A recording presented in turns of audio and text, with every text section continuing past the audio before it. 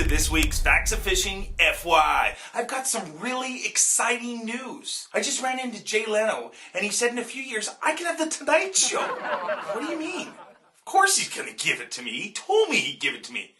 He's not a liar, is he? Alright, let's kick off the week with a giant fish. Look at the size of this thing. This is believed to be the biggest freshwater fish of all time. It's 648 pounds. It's a Mekong catfish.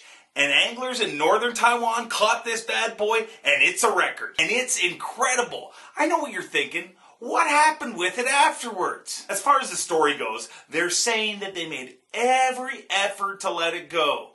Does this guy look like he really wants to let it go?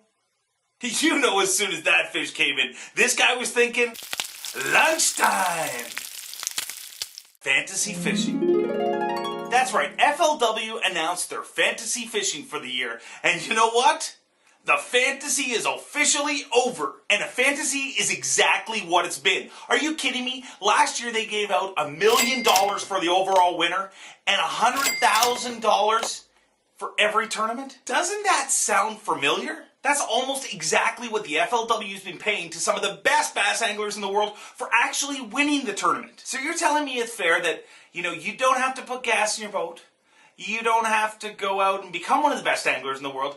You just have to stay at home on your computer and guess who the best angler in the world is, and you get paid the exact same as the best anglers in the world. Come on, FLW, you've done a ton of great things for the sport of bass fishing.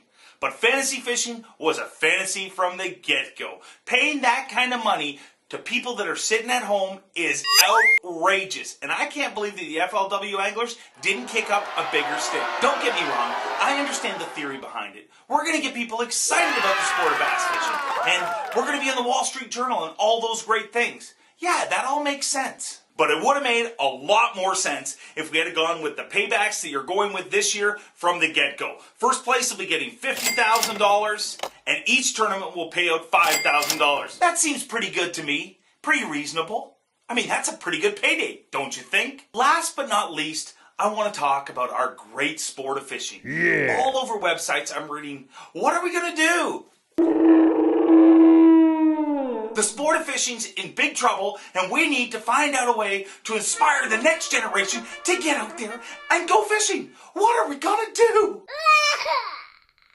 As we speak, boardrooms all across the country are filled with people in fancy suits with laptop computers and presentations and protractors and abacuses, trying to figure out how we continue to grow the sport of fishing in this tough economy. Well, I might just be a simple fisherman, but I was on the can the other day, and I came up with a great idea. We can save the sport of fishing. How, you ask? By the exact same way we all started it.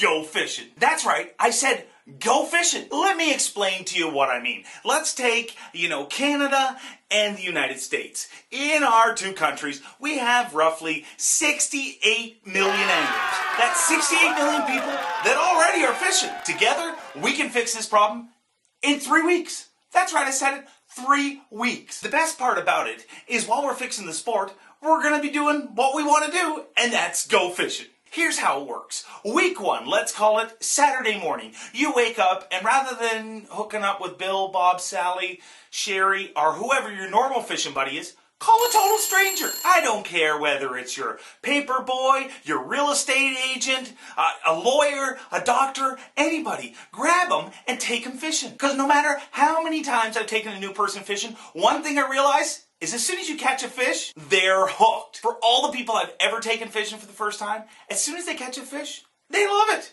They absolutely love it. I've never ever taken someone fishing, they caught a fish and afterwards said, I like lawn darts better.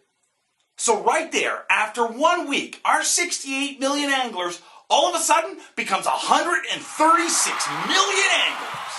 There's going to be so many anglers, they're going to have to start making the fly a lure again. But here's where it gets really good. Week 2. Let's say our 136 million anglers, what are they going to do? That's right, class. Take a total stranger fishing again. And now what do we have?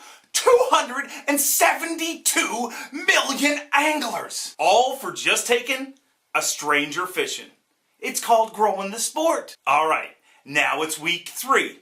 I know what you're thinking. Let's take a stranger fishing. No, that's where it stops. Enough's enough. We're not taking any more strangers fishing. You know why? Because we're going to need those guys. There's only 65 million people left in our two countries that don't fish. And we don't want them fishing. We need those folks to sell us lures, line, gas, sandwiches, and all sorts of things we're going to need when we go fishing. Speaking of gas, let's think about this. There's now 272 million anglers. What would happen if, let's say, we spent $100 a year on gas? Just simply $100 in a whole year on gas for our 272 million anglers. Well, I'll tell you what happens. $27 billion. That's right, you heard me right. $27 billion.